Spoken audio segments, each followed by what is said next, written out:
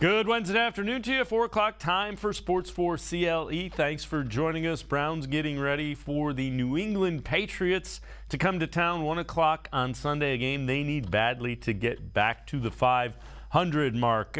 Some news from out in Berea. Not unexpected. Some guys didn't practice today. Jadeveon Clowney, ankle, knee, and elbow. Kevin Stefanski said he did not have a setback. Denzel Ward in concussion protocol. Not sure if he will be good to go. Joel Bitonio, Ronnie Harrison did not practice. Neither expected to miss extended time. Some good news. Kevin Stefanski said that cornerback Greedy Williams was trending towards being activated for IR. Hasn't played this season, but he did return to practice last week. And the Browns designated newly acquired linebacker Deion Jones to return from the injured list as well. He began practicing today. Thomas Graham waived cornerback Miller Forrestall, playing the hokey pokey as he was re-signed to the practice squad after being waived on Monday. On the topic of Deion Jones, newly acquired linebacker, he met with the media, said he's feeling good and he's ready to go. He's been on IR since the beginning of the season with a shoulder injury, but said he could have played. It's been good. It's been a process, getting healthy, just like any injury. And I feel good. I'm glad I went and got it done. And like I said, can't wait to get back to work. Was it frustrating, Deion, to kind of, I don't want to say just waiting. I know you're on IR coming off the shoulder, but it seemed like Atlanta, wanted to move on. Was it frustrating to just kind of not be able to play, just kind of hang in there? Of course, everybody wants to play, but I was still preparing, in case anything happened. I might get thrown out there. I might have to, come to Cleveland. So just staying prepared, staying dangerous, and we'll see where this takes us. Yeah, how much difference can you make in the running game? I'll see. Is that what you're best at? I do a lot of things. When you played in that preseason finale, right? Did you expect that you would have to go on IR, or was there a setback that caused you? I wasn't expecting to go back, but they had plans, and that's just how it goes. Did it feel like you could have played? Was your shoulder good enough? I was always ready to play. Yeah, always ready to play. But they was looking out for me also. Can you play inside and outside, or? I play both, yes. With that, let's welcome in Tim Bielik from the Plain Dealer, cleveland.com. Tim, a sense of urgency by going out and acquiring Jones. The good news is, in listening to him, he felt like he was good to go. Yeah, and the Browns need that linebacker help in a hurry. Obviously, the loss of Anthony Walker Jr. can't be understated, considering how poorly they've defended the run the last two games. Jacob Phillips really hasn't taken the leap that everybody expected him to take this season. And the Browns need linebacker help outside of Jeremiah Owusu-Koramoah. And Deion Jones is a guy who has been in the league for several years. He's been productive. He's, as he said himself, he's capable of playing the run in the pass. He's had a good handful of interceptions throughout his career. But I look at, this defense. Obviously, it'll take him some time to kind of learn the playbook and all those different things. But getting him out there, I think, is going to be huge. Just anything they can do to try and, curb this runaway run defense, which has just not been good at all the last 2 weeks, is going to be important for them. And obviously you could tell just how much they feel a sense of urgency because, like you said, they made that trade about 6 hours after the game ended on Sunday. Yep, and then they went out and got a defensive tackle who was used to playing in front of him, Tyler Davidson. So we'll see. It is expected he will be elevated to the 53-man and wouldn't be surprised if he sees some playing time on Sunday. All right, you put up a poll in conjunction with cleveland.com, Plain Dealer, asking fans who is most at fault for the Browns' defensive issues. What'd you find out? Where are we trending? What's going on with it? Well, the poll ended up about 10:30 this morning. It's about 4:04 now. We got almost about 2,069 votes, and of those votes, I asked, basically who's most at fault, Joe Woods, the players, or Andrew Berry. And an overwhelming margin, about 62.74% of voters said Joe Woods. And I can't fault them for that. I can understand completely why, he is kind of the one most to blame here. I get the players who are underperforming.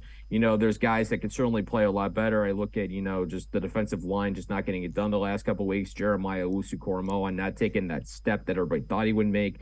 Denzel Ward not being the player that he's expected to be. But I look at just what the defense has looked like, particularly the last 2 weeks. You can excuse some of the run defense issues against Atlanta. They didn't have Myles Garrett or Jadeveon Clowney, so you can understand why they got ran through in that game. But Sunday was alarming. The Chargers had one of the worst rush offenses in football, and they made it look easy against the Browns. They just got such incredible push up front.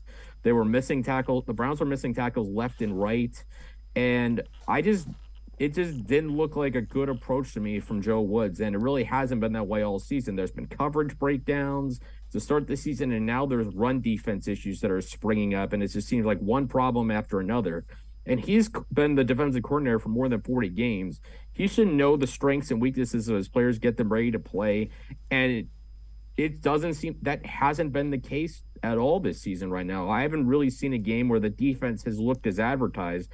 And when you have all these talented players and they're all struggling in some form or fashion, you got to point to the guy at the top. And I think Joe Woods has really got to turn things up a bit. I think he's got to get aggressive, and he's really got to set a tone and a mentality for this defense that just simply hasn't been there. Because if he doesn't, this defense is going to continue to struggle, and maybe they're looking for somebody else to call plays on defense. Yeah, I can't argue with what you've said. And the thing that I would say is there's a lot of talent on that defensive side of the football, and they look to be reacting to things instead of dictating things. In my mind, a good defense dictates. It doesn't react to the offense. It makes the offense react. I haven't seen that at all from the Browns. With you 100%. And to me, this comes back to scheme. And the one thing we've seen out of Joe Woods is a lot of soft coverages and a lot of four-man rushes. You win with defense at any level by how you dominate the line of scrimmage. And I just haven't seen the Browns, try to assert themselves on that side of the football. It's almost like they're waiting for the play to come to them, and then they make the tackle or whatever instead of going out and making things happen. That's evidenced by low turnover rate and just by how little pressure they've been able to get on quarterback throughout the season. This is a team, as I've said before, you've got personnel like Myles Garrett, Jadeveon Clowney, Jeremiah Owusu-Koramoah, and Grant Delpit. Those are guys that are good when they're playing downhill, and the Browns just don't play downhill enough. And, like you said, the best defenses are the ones that take it to opponents, and it seems like the Browns have been very passive defensively. And considering the talent they have, that's the last thing they should be. And I would imagine starting Sunday, especially if they're going against Bailey Zappi, they should be trying to take it to the Patriots and trying to be more aggressive, because if they're not, I think they're just misusing their talent. All right, this is from CBSSports.com. One thing we learned in Week 5, each and every team, the Browns, the run defense was dreadful. Myles Garrett blamed misalignments, but the Browns missed a lot of tackles in the loss. Cleveland missed 8 tackles on run plays and didn't have a single run stop, which resulted in Los Angeles averaging 7 yards a carry. So 7 yards a carry, that's almost unheard of in the NFL. And Tim, when you look at that, tick-tock, that's got to change in a hurry, because you've got a completely opposite style of offense in the Patriots coming in. They don't care about throwing the ball. If you can't stop the run, they'll run it down your throat for 60 minutes.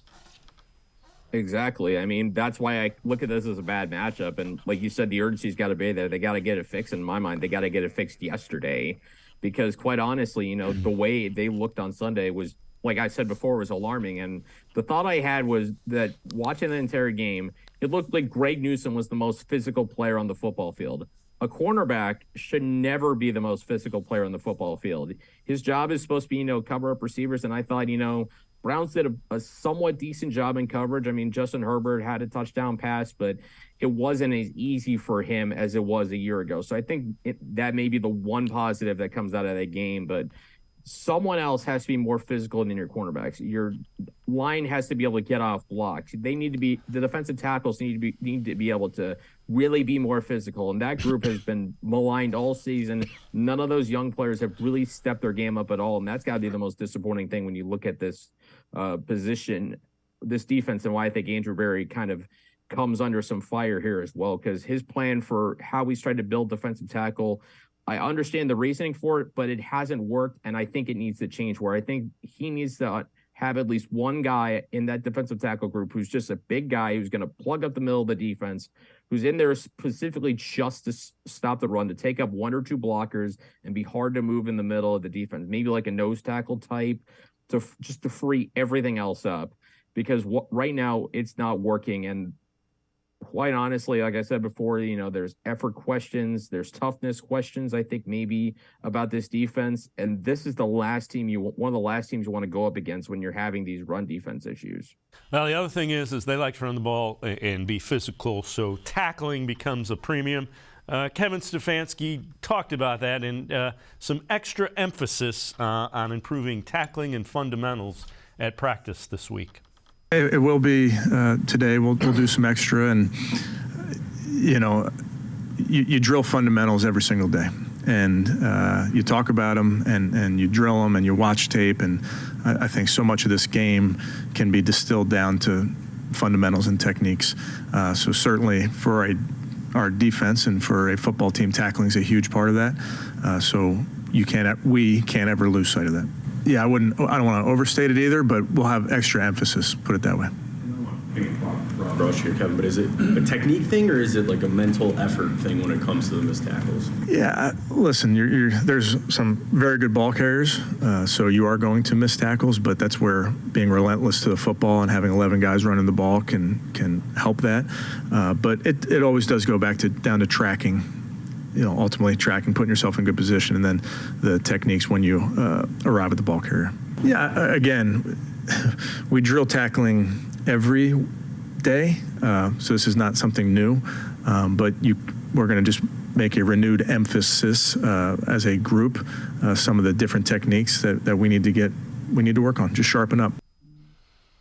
And Tim, he kept getting asked questions about tackling and fundamentals and how you're going to prep. So he has his players' attention.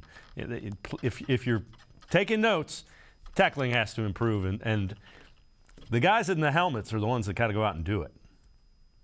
Exactly, and I think I look back at some of the things like maybe Jadeveon Clowney said after Sunday's game that this defense has to look itself in the mirror and understand that they're the ones that have to fix the issue. They're the ones that probably have to go out there and be the ones that they're the ones that have made those mistakes. They're the ones that have given up 440 yards rushing in the last 2 weeks, and that they're the ones who are going to have the chance to really turn things around. And again, like Kevin Stefanski said, I think there comes down to this kind of toughness, I think, when it comes to tackling, because you could be in the right spot, but you have to have strength when you make the tackle. Because if you're just trying to grab them, pull them down, it's not always going to work. You got to be strong in there. And that goes back to what I said earlier, that Greg Newsome was the one guy I saw consistently do that on Sunday. And when your cornerback is the one guy who's consistently doing that, that's a bad omen for the rest of the defense. When you're just when guys have a chance to make the tackle and they're just not strong enough in those efforts to make that play. And in this game against New England, they're going to have to be. They're going to have to be strong at the point of attack, whether it's the line of scrimmage or whether Ramondre Stevenson is coming right at them. They got to be strong, and they got to go full effort on each of those plays, because that's really the only way you're going to turn this around. Yep, well, you're talking about being physical, and the Browns defense hasn't been the last couple of weeks. Tim Bielik and I are going to step aside, take a quick timeout. Other side of the break, head to the voicemail of Truth and Reason. Some thoughts about how else to improve the Browns defense. Sports4CLE will be right back. Stay with us. Come back to go forward. Back to learning new things. Back to pursuing your dreams. Tri-C has flexible learning options to fit your life. And every year, more than 1,000 local companies provide Tri-C students with real-world learning. The right education can boost your lifetime earning power by hundreds of thousands of dollars. Start now with a college education you can afford. Tri-C, where futures begin. The Ohio Lottery Partners in Education program recognizes role model students and teachers from across Ohio. Nominations can now be done completely online. To nominate a deserving teacher or student, go to OhioLottery.com. In the About section, find Partners in Education. There you will find links to the nomination forms. Students kindergarten through 12th grade can be academic all-stars. Teachers can be honored as a Teacher of the Month. The Ohio Lottery Partners in Education, where stars shine. The Greater Cleveland Sports Hall of Fame celebrates the star athletes and notable sports figures who were born or have made their home in Greater Cleveland.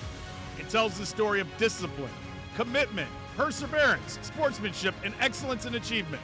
It encourages and inspires those who believe in sport and its direct impact on the well-being of our community.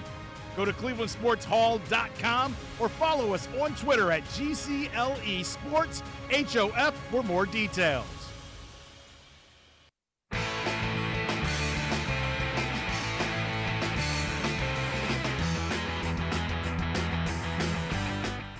We continue talking Browns with Tim Bielik from the Plain Dealer, cleveland.com. We're going to head to the voicemail of Truth and Reason. Hey, how you guys doing? Love the show. Just a quick question. With the Browns about to play the Patriots and Bill Belichick really knows how to scheme for your weakness, I can assume that he'll probably do the Browns like he did Buffalo last year, where they threw the ball 3 times the whole game and they just ran down their throats. But I guess my question is, with the Browns starting to make a couple moves here and there to try to shore up that defense, do you see him making the move for maybe the Ndamukong Suh or even Deion Payne from the Washington Commanders if he's on the block? Just curious to see what you guys think. Is there any potential help on the way? I mean, I know they signed a guy to the practice squad, but I still just don't think Taven Bryan's the answer. We need more help than just him. That's my question. Go Browns. As always, appreciate all of the voicemails. Tim, we keep hearing Ndamukong Suh. If they were going to do that, I think they probably would have done it already. Davidson is a guy who started. Payne's interesting. I wouldn't put that past him. What are your thoughts? With Suh, there must not be much left because nobody's brought him in. Yeah, I mean, 5 weeks into the season, if, like you said, if something was going to happen with Ndamukong Suh, it would have happened by now. I'm looking at his Pro Football Focus grade from a year ago, 49.4. That's on a scale of 1 to 100, so below mid-level player, and he's going to turn 36 in January, so maybe there's just not as much left in the tank. If you're talking about 32-year-old Ndamukong Suh, it would be a no-brainer for me. I think that'd be a perfect addition. But yeah, you mentioned Deion Payne. He's an interesting player. He's a guy that, the more I've thought about it, the more it makes a lot of sense if the Browns want to go down that road. He's in the last year of his rookie deal, so it might cost a pretty penny to trade for him. I think you would have to trade for him because I would imagine that Washington will do whatever it takes to try and keep that defensive line intact, which is one of the strengths of their football team. I can understand them possibly also wanting to move on from him if they want to free up space to go get another quarterback, if they don't believe, since with Carson Wentz possibly not looking like the answer. But Deion Payne is a guy right now, he's a better pass rusher than a run defender, which you could still also need defensive tackle. But in the first couple of years of his career, he's also put up very good run defense metrics according to PFF, so he's capable of stopping the run, and you need a good veteran player who's going to hold his own in the middle and create disruption. The Browns have tried to draft guys like that. To be fair, they have tried to get some of those guys. When you look at Jordan Elliott, Tommy Togiai, Perrion Winfrey, they've tried. But Deion Payne's a guy who has done it at the NFL level. If there's a way to get him that's reasonable, I think it makes sense for Andrew Berry and the Browns to do that. And like you said, it's a move that I would not put past them to be looking into. All right. This is from Dog Pound Daily. Other players the Browns could look to trade for to bolster the defense. All right, another defensive tackle, Malik Collins, defensive tackle from the Texans. And you see 6'2", 310. Again, a guy that they say is better at rushing the quarterback, decent against the run. Another one that they mentioned was Deion Payne, and we talked about him. They also mentioned 2 edge rushers, Clelin Ferrell, former first-round pick, number 4 overall pick, who just hasn't really popped either. And then another veteran guy, Robert Quinn, an edge rusher, 32, pretty big cap hit, so I don't know that they're going to be in any hurry to do that. Of all 4 of those, do you think Payne makes the most sense to you? Yeah, I think he's got the most high-end upside of the group. He's the one that I would definitely pencil in as a starter, right away as soon as you get him into the building. He's got top-level ability. He's one of the better. I think he's one of the more underrated defensive tackles in the NFL just because his team hasn't been very successful since drafting him. That defensive front has been really good. The Browns got firsthand taste of that in 2020. Washington's front was what really kept, them in the game until the Browns found a way to pull away in the fourth quarter. But That would be the ultimate, move in this situation, trying to bolster the defensive line out there. I mean, Malik Collins would make some sense. I imagine it'd be pretty cheap because he's not a heralded guy, but I think he'd be pretty solid. And at 6'2", 310, it seems like he's got a good sturdy base that helps for being a defensive tackle. Another name I look at, and with the Carolina Panthers firing Matt Rule, I wonder if there's be a fire sale going on with Matt Ioannidis from the defensive tackle position. I think he was a free agent last offseason. We were talking about him.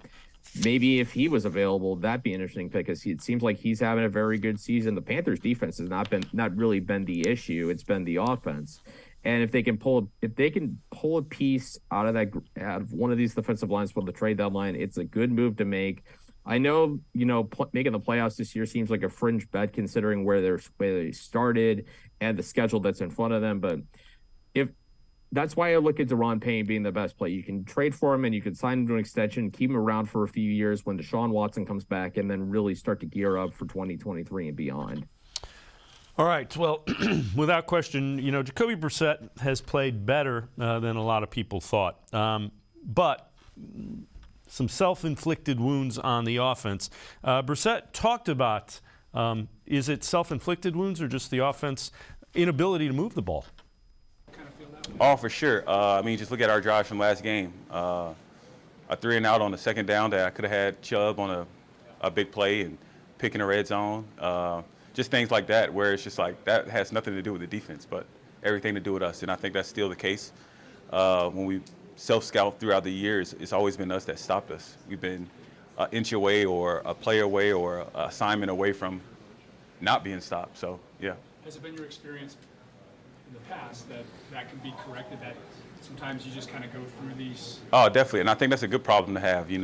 I've been on the other side where it's been other teams are stopping what we're doing, so we have to reevaluate a bunch of things, but that's not the case right now for us here. And I think the guys understand that, and we're scrapping to find a way to get that play, that assignment. And I think that's the mindset going forward is just focusing on each task, each play, and seeing what the results may be after that. Tim, both of them are equally frustrating, whether it's the defense that's stopping you or you're kind of self-destructing. But I guess it is better that the offense has looked really solid and efficient for the most part.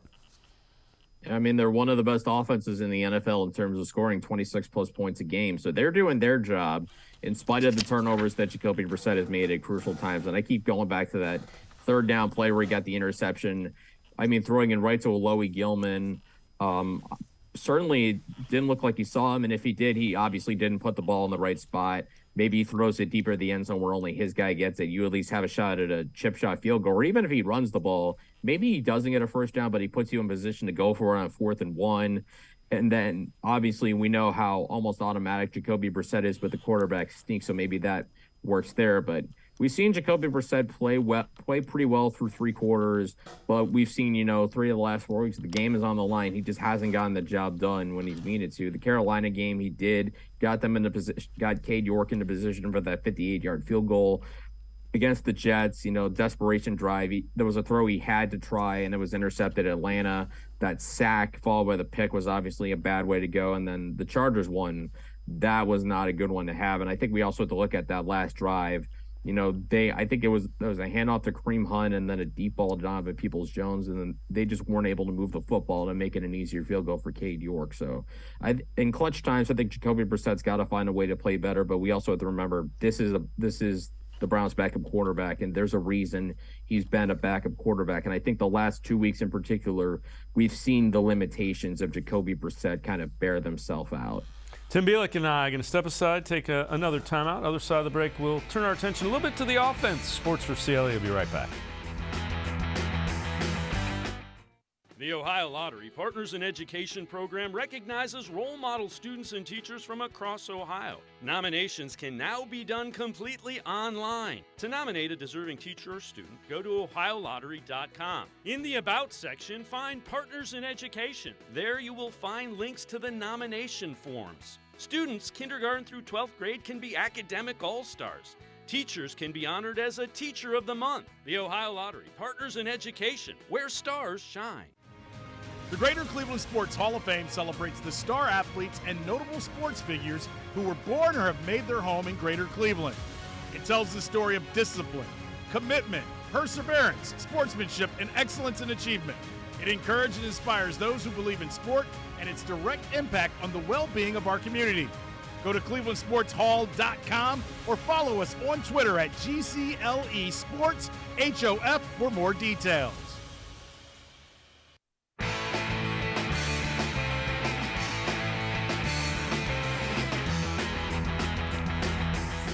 We continue talking Browns with Tim Bielik from the Plain Dealer, cleveland.com. Let's head back to the voicemail of Truth and Reason. Chad from Delaware, Ohio. Been a Browns fan for 35 years. I know Stefanski's a pretty solid coach, but I don't think he's a Hall of Fame coach like Sean Payton. Sean Payton's looking for a right fit. I feel like we could get Sean Payton to come out of retirement with our roster. We have the QB. We have a good front office. We have all the solid pieces that Sean Payton's looking for. Why not make that move and let Sean Payton build around him? Thanks. As always, appreciate all the voicemails. We want to remind you, we want your predictions. So call the voicemail of Truth and Reason. Tell us who you think is going to win the Patriots game, what you think the score will be, and some of the key facts about it. Tim, I don't think Sean Payton, I don't think the Browns are on his short list or long list. I just don't see that happening. Yeah, I feel like Sean Payton, after a long coaching career, maybe the best thing is maybe he just doesn't want to be a head coach. Maybe he just kind of wants to stay at home. And, we've seen that so many times, that, when you have a long career, especially as a coach or a player or whatever, and you're an analyst, all of a sudden your job gets a lot easier. You don't have the stress 24 hours a day, game planning or whatever. You just kind of look at the matchup you're working on, you're reporting on, you're calling, and it's certainly much easier. And I feel like also with the Browns, we're looking at the whole picture of this football team, that they're 2-3 and the fingers being pointed like, why is Kevin Stefanski's offense not working? First off, the offense is working. Like I said, 26 plus points a game. They're one of the best scoring teams in the NFL right now. The issue is the defense is not what it was supposed to be. The defense was supposed to be the strength of the team, and through 5 games, it's not. It's been a weakness, and it's been one of the worst units in the NFL. And throughout the offseason, we've been talking about is the formula for the Browns to win is to not ask Jacoby Brissett to do too much, to rely on the defense and the running game. The running game's been working, and Jacoby Brissett's been playing about as good as you can expect him to play. The defense just hasn't been doing its job at the level it needs to be. And they're asking Brissett to do things outside of his ability. And maybe that works when Deshaun Watson's back. And certainly if Watson plays, the Browns are 4-1. And maybe we're talking about, they're in first place in the AFC North, looking good as the Patriots are coming to town. But that's not the case right now. And I don't know how much – it's hard to blame Stefanski when right now the defense is the issue. And he's doing his part to keep the offense going at a high level. He's got to obviously improve the defense because he's the head coach, but the offense is far from the issue. Yeah, and the other thing is Sean Payton's going to be able to pick where he goes if he decides to get back into coaching. And again, I just don't see this as being on his short list. All right, this is from Jack Duffin, Browns Pro Football Focus grades on the offensive side of the ball through 5 weeks. Overall offense, number 1, quarterback 6th, running backs 1st and 19th. Cooper is 18th. Tight end David Njoku is 3rd. Tackles 21st and 36th, but look at the interior of that line. 2nd and 3rd for Teller and Bitonio. In the center, Ethan Posick, 4th best. That adds up, and that'll show you why they're running the football the way they're running the football. I mean, it's about what we expected the offense to look like, right? The interior has been tremendous. Nick Chubb has been sensational. Exactly the best you could possibly ask for out of this offensive line. And I think, when you look at this offensive line, the good news is the tackles are healthy. And it seems like Jedrick Wills is definitely played better this year. Has he been elite? No, but I think there's certainly been progress there. I think he's continuing to play at a good level. They don't need to be elite. They need to be good and capable. And what the other thing they're doing well, they're keeping Jacoby Brissett upright. I don't think he's been sacked. He hasn't been sacked very often, which is huge. Because there have been times throughout his career where he's been prone to holding onto the football. But I mean, you look at that offensive line, it's doing what it needs to do. It's dominating games, and it's allowing Nick Chubb and Kareem Hunt to do the things that they need to do in order to win football games. And, across the board, they're getting a lot of good things done on this offense. And I think you could argue with Jacoby Brissett, this is about as good as it could possibly look right now. Kevin Stefanski, like I said, getting about as much out of the offense as you could possibly do. When teams know you're going to run more than you're going to throw in this game in the NFL, it's different from college when you can run a lot of times and still win a lot of football games. In the NFL, you need to have some balance. They're getting those plays at certain times, but the fact that this offensive line is as good as it's been, especially in the interior, when teams know they're going to run the football, when they game plan it all week, that's just a testament to just how great Joel Bitonio and Wyatt Teller are, and how much Ethan Posick has really stepped up at center this season. All right, this one's kind of interesting. So this is CBSSports.com's QB power rankings for Week 6. This is by Cody Benjamin. He goes with Mahomes 1, Allen 2, Aaron Rodgers 3. Nobody's going to argue with that. We come in with Russell Wilson at 12th, Carson Wentz 20th, Matt Ryan 23rd, Justin Fields 26th. The Bears are on pace to throw for the fewest yards since like 1980, 135.8 passing yards. So the lowest by any team since 1980. Bailey Zappi checks in at number 27, and then he ranks Jacoby Brissett 28th. And his rationale, it's somewhat astounding how inefficient Brissett is throwing the ball. One of the most run-heavy ball control offenses in the NFL. He's got the arm and the experience, but the it factor has never emerged. I can't argue with that. The struggles late in the fourth quarter are fine, but boy, the ranking him 28th behind Carson Wentz, Matt Ryan, Justin Fields, and Bailey Zappi. Nah, I'm not buying. Did this guy not watch Thursday Night Football with Russell Wilson and Matt Ryan? That was one of the most brutal showings of offensive football at the professional level there is. As a matter of fact, we should make him watch the entire game this Thursday with Carson Wentz and Justin Fields, and not let him move. Just make him watch that and then see how his rankings change. I was just about to say that if we all thought last Thursday night was an offensive gem, just wait for tomorrow night. Carson Wentz, Justin Fields, get your popcorn ready. And our quarterback rankings, I don't think could be much different. I have Josh Allen number 1. These will be coming out Thursday, so you get a sneak peek at them. Aaron Rodgers, I have 5th overall. I don't know how he's behind how he's ahead of Lamar Jackson and Jalen Hurts. And then I have Jacoby Brissett 20th. Has he been great? No, but efficient. Inefficient. He's completed 64% of his passes, throwing for about 200 yards a game. If you want to say he hasn't hit the big play and he hasn't, done what he's needed to do in the fourth quarter to protect the ball, get his team position to win, I'll absolutely listen to that because those are fair criticisms. The Browns haven't had a pass play of longer than 42 yards all season. So those are the things I will listen to. But if you're telling me you would rather have Bailey Zappi at quarterback right now, or Justin Fields, who has really not had a chance to do much of anything, or Carson Wentz after the interception he threw at the end of the game against the Titans, I don't want to listen to that.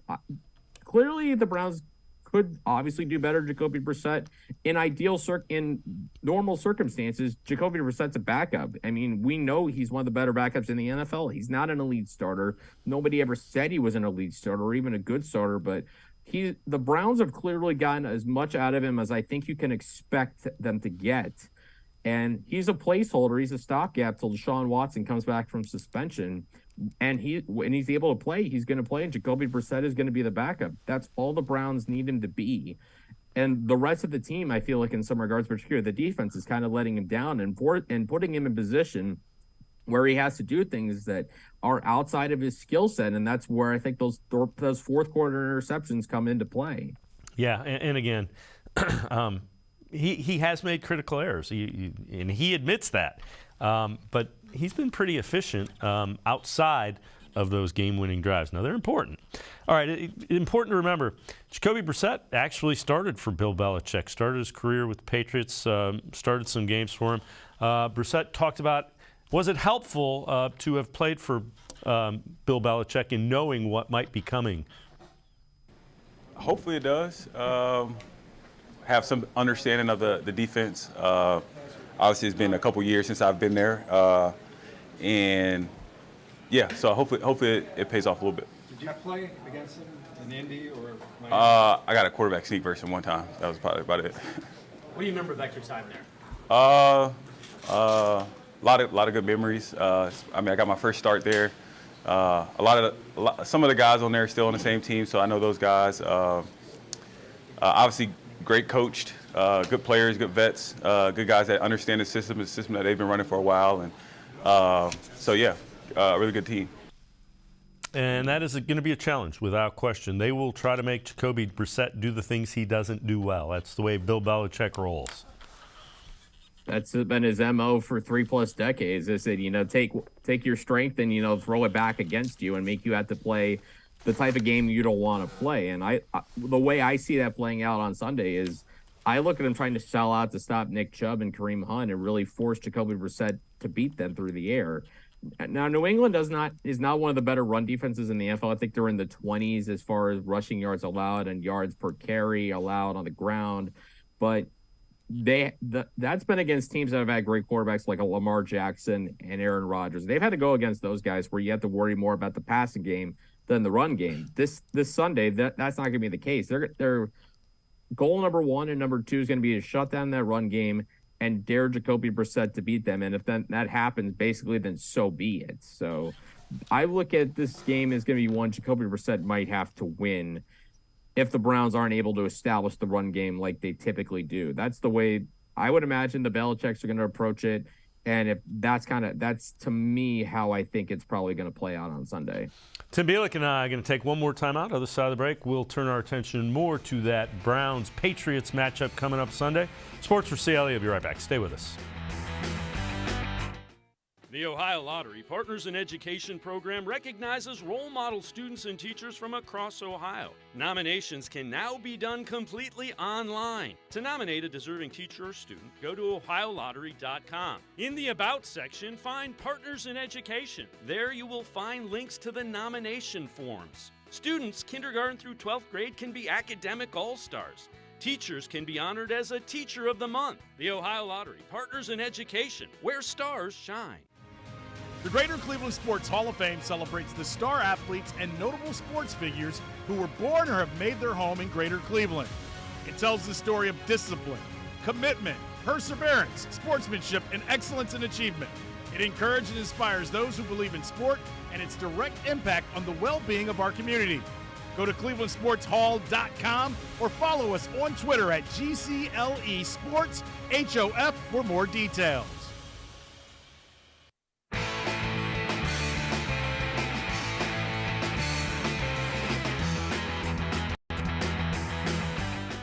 We continue talking Browns with Tim Bielik from the Plain Dealer, cleveland.com. Pro Football Focus, the NFL offensive line rankings.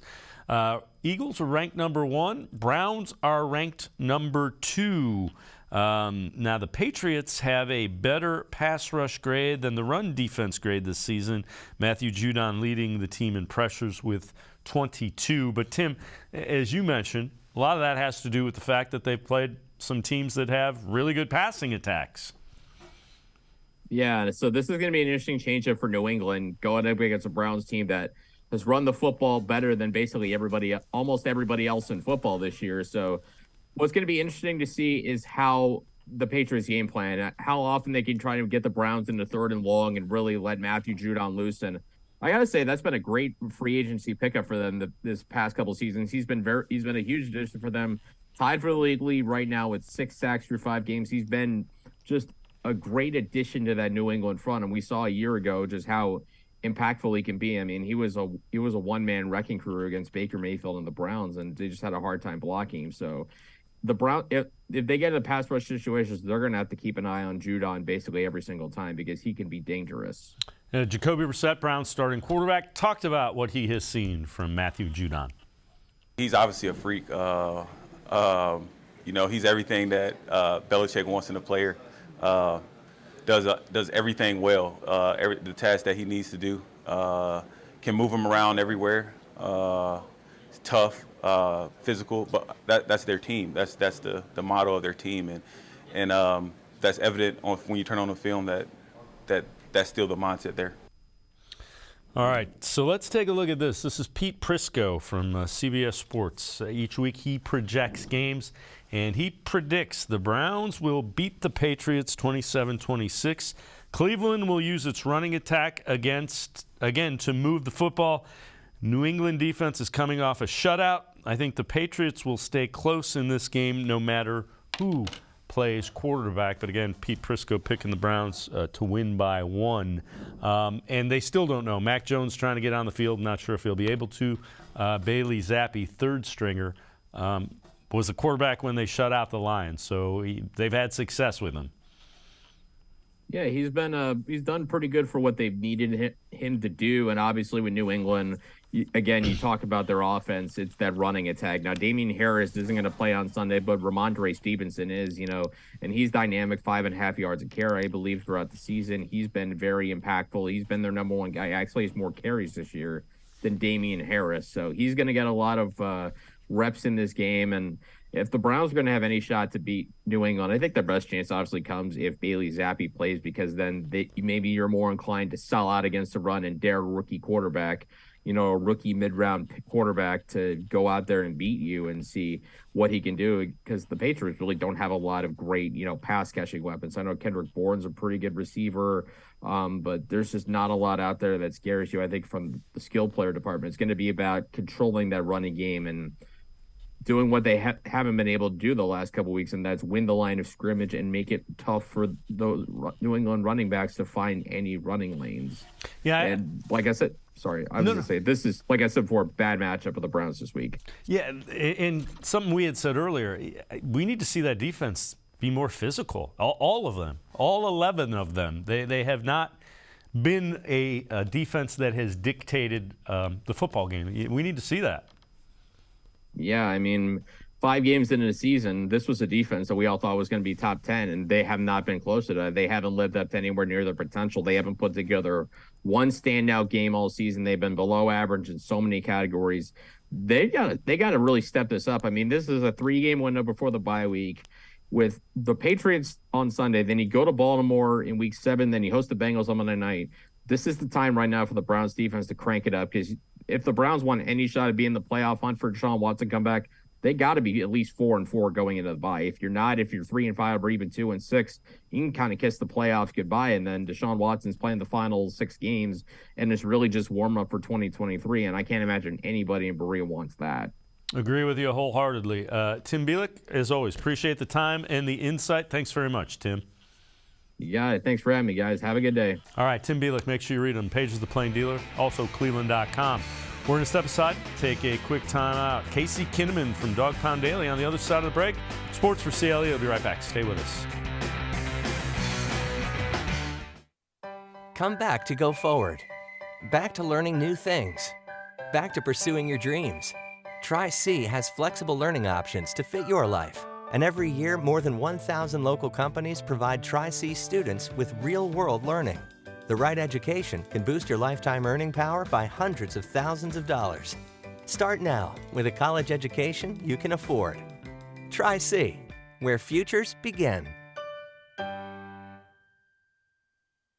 The Ohio Lottery Partners in Education program recognizes role model students and teachers from across Ohio. Nominations can now be done completely online. To nominate a deserving teacher or student, go to OhioLottery.com. In the About section, find Partners in Education. There you will find links to the nomination forms. Students kindergarten through 12th grade can be academic all-stars. Teachers can be honored as a Teacher of the Month. The Ohio Lottery Partners in Education, where stars shine. I am powerful beyond my wildest imagination. I will define my future. I will keep challenging myself to improve. Because I am a future leader of this great nation. I will be responsible for raising a beautiful family. And educating not only my generation, but many more to come. I will make a difference in my community. And I will stand up for what I believe in. I will not settle for simply chasing my dreams. I will achieve them. Because I was given a chance. An opportunity. A home. At Family, Career, and Community Leaders of America, the ultimate leadership experience. FCCLA has been one of the greatest experiences of my life. It's made me who I am today. Join us. We'll build a new future together.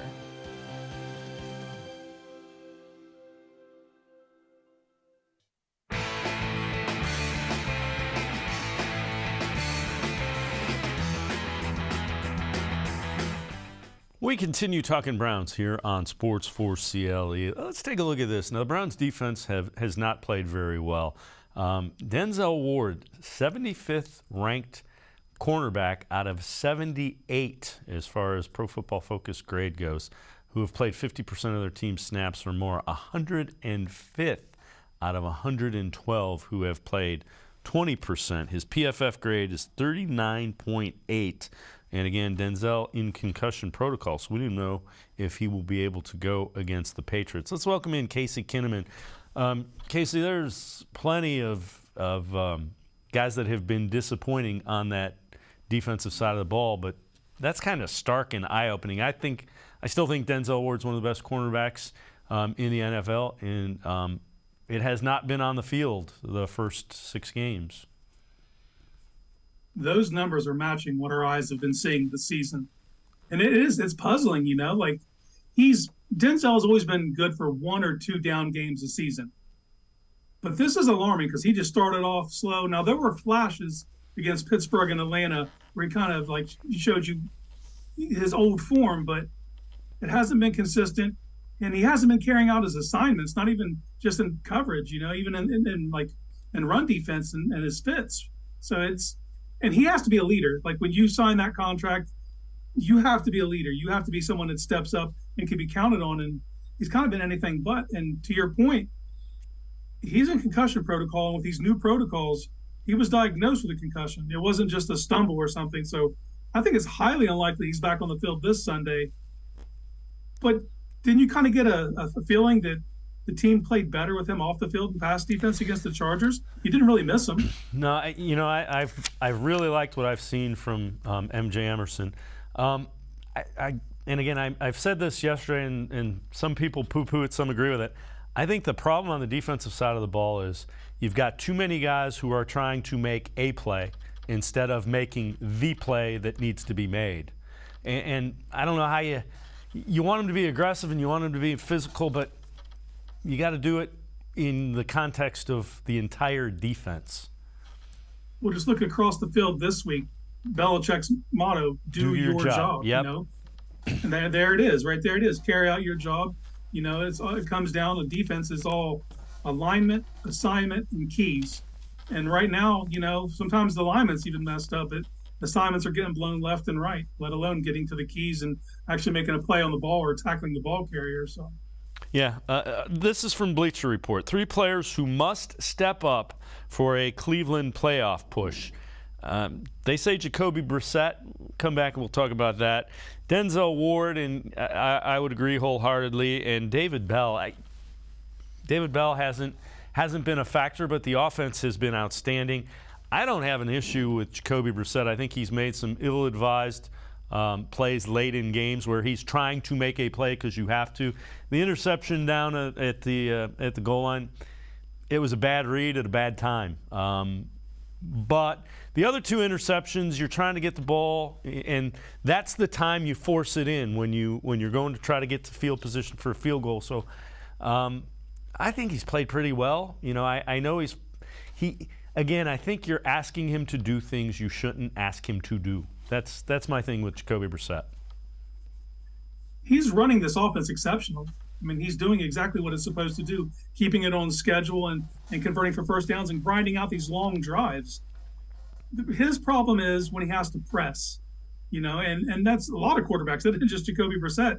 There's probably only 5 or 6 quarterbacks in the league that excel in that situation where you have to press and have to get something. And that's just not who he is. That's not who he was brought here to be. He's brought here to run the offense, and he's doing an exceptional job at it. So I don't know. I think we've gotten more out of Jacoby than we were expecting to begin with. So expecting even more, I think, is just unrealistic. I agree with you. I think if you got the quarterback play from Jacoby Brissett that you're getting now out of Baker Mayfield, you would have been a playoff team a season ago. And he'd still be here. Yeah, I would agree. All right, this is from NFL.com. Players who should be traded before the November 1st trade deadline. And they say Dearness Johnson. Johnson's meager salary, free agent status would be an easy ad for any team seeking backfield help. Mention the Colts, late day 3 pick, swap of picks, perhaps even 2024 draft. It depends on where the Browns are relative to whether I would trade them. I like the idea of having 2 backs that are very, very good because it's a run-heavy scheme right now. I'd be more inclined to trade them for a defensive player that would help as opposed to a day 3 pick. Yeah, it comes down to the situation on what somebody's like looking into them. Right now, there's obviously not a market, but there could be. Say you get close to that November 1st deadline, and say one of these contending teams like Philadelphia has Miles Sanders go out with a old hamstring or something, then you might be able to get something for him. But as it stands now, like we are in the same position to where if Kareem Hunt were to, have a high ankle sprain, Dearness Johnson all of a sudden becomes a massively valuable part of this offense. So it's kind of like it's a tenuous situation, and it's going to depend on where these teams are at come November 1st. Without question. All right, Browns getting ready to face the Patriots. Nick Chubb talked about going against Bill Belichick in that Patriot defense. You have to respect him just because he's been in the game a long time, won many Super Bowls. I mean, he's a great coach, obviously, and but it's all around. He does a great job handling everything. Great defense, great style, great everything over there. So it's always a challenge for us going up against the Patriots. Nick, there was a projection that came out just on your season thus far, and it had you over 2,000 yards for this season. Does that matter to you at all? That's too far away. I know you didn't play him last year, Nick, but what do you see when you look at that Patriots defense, even going back and looking at the film from last year? They're very disciplined. The guys up front stay in their gaps. A lot of two-gapping. They set their edge. I mean, everyone's in the place they need to be. They don't mess up at all. They're a very disciplined team, very smart, tough, big and physical. So, it'll be a great challenge. And again, we talked a little bit last segment with Tim Bielik. Patriots' run defense hasn't been as good as their pass defense, so it'll be interesting to see. Belichick has the MO. Whatever you do well, we're going to try to take away. Yeah, and he knows exactly what the Browns do well, and it starts with 24, so he's going to get a full dose. When we played in 2019, when they traveled to New England, Chubb had 20 carries for about 130 yards, but he had 2 fumbles and lost both of them, and that was huge in that game. That was in the first half. So this is going to be kind of a revenge game for Chubb because as good as he was in 2019, he is, he's exponentially better now, and it's going to be a challenge going up against Bill Belichick because Bill knows what your best is, and what the Browns do best is run with 24. Casey Kinnamon and I are going to step aside, take a quick timeout. On the other side of the break, we'll hear from Bill Belichick talking about the Browns. Sports4CLE will be right back. Stay with us. The Ohio Lottery Partners in Education program recognizes role model students and teachers from across Ohio. Nominations can now be done completely online. To nominate a deserving teacher or student, go to OhioLottery.com. In the About section, find Partners in Education. There you will find links to the nomination forms. Students, kindergarten through 12th grade, can be academic all-stars. Teachers can be honored as a Teacher of the Month. The Ohio Lottery Partners in Education, where stars shine. The Greater Cleveland Sports Hall of Fame celebrates the star athletes and notable sports figures who were born or have made their home in Greater Cleveland. It tells the story of discipline, commitment, perseverance, sportsmanship, and excellence in achievement. It encourages and inspires those who believe in sport and its direct impact on the well-being of our community. Go to clevelandsportshall.com or follow us on Twitter at GCLE Sports HOF for more details.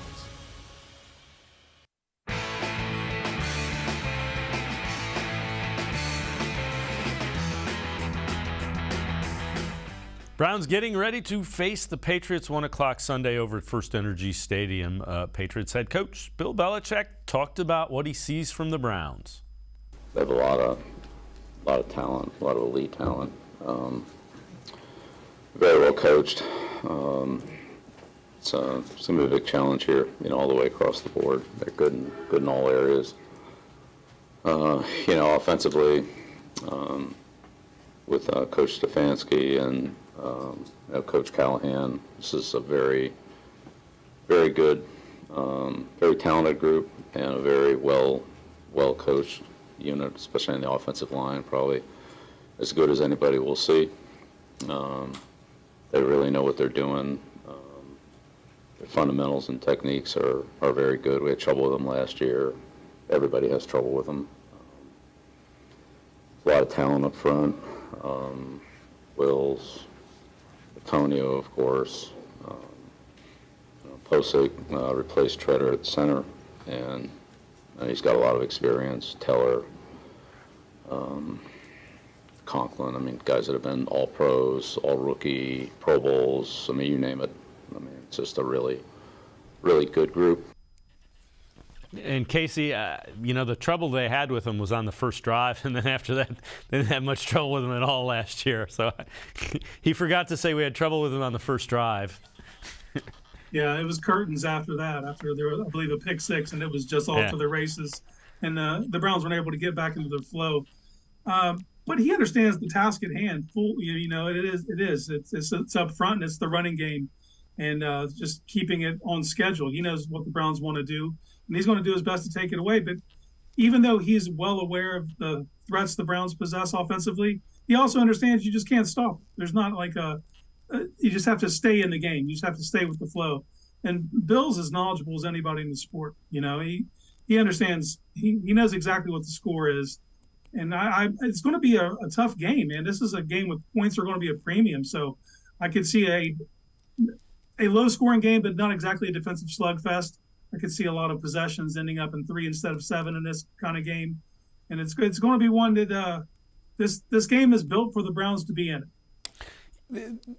When you look at the Browns' defense, and I've said this a couple of times, I just don't see them dictating or being physical. Maybe it's being physical is what, but they seem to be reactive instead of active. Yeah, that's the word. They're reactive. They're letting things happen to them instead of making things happen. And with the personnel, it's puzzling. It's even more puzzling when you watch the same defense with the same scheme last year over the second half start to gel and come together, and it's just not there. And I know a lot of people will point to scheme and stuff, but I don't care if it's Buddy Ryan calling a 4-6 bear front. If you don't tackle when you aren't physical, none of that matters. So they got to get back to basics, man. They got to get ball carriers down on the ground. The first person that makes contact, at bare minimum, needs to hold the guy in place to let the defense swarm. But we're not even seeing a lot of that. We're not even seeing a lot of hustle out of them. It's very disheartening and it's alarming. And at some point, something's got to give.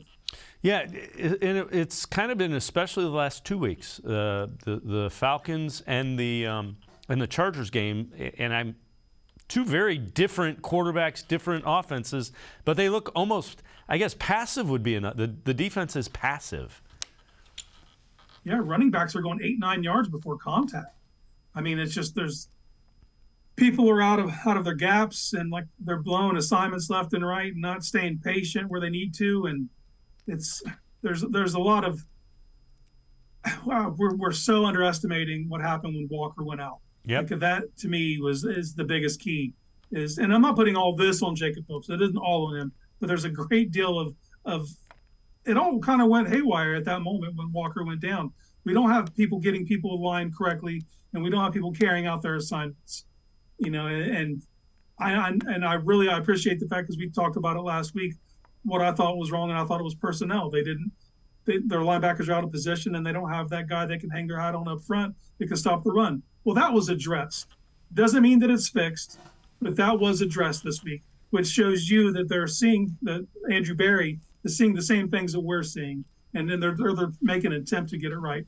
Now, how quick can Jones get acclimated and be in there? I don't know. I'll look back at 2020 when they went and got Ronnie Harrison, and it took like 4 weeks to get the guy on the field and up to speed. So hopefully Jones is a quicker study and can get on the field, because this team needs help in a desperate way. All right, before I let you go, what do they need to do? Some of the keys for this one if they're going to get a win, a much-needed win to get back to 500 at 3-3. Almost sound like a broken record, but offensively, be who you are. They already have the formula to win this game offensively. What they need to not do is they need to stay out of predictive passing situations, to stay up with the sticks, do what you do, run the ball through 24, grind out long drives, win the time of possession. And defensively, literally, it comes down to tackling.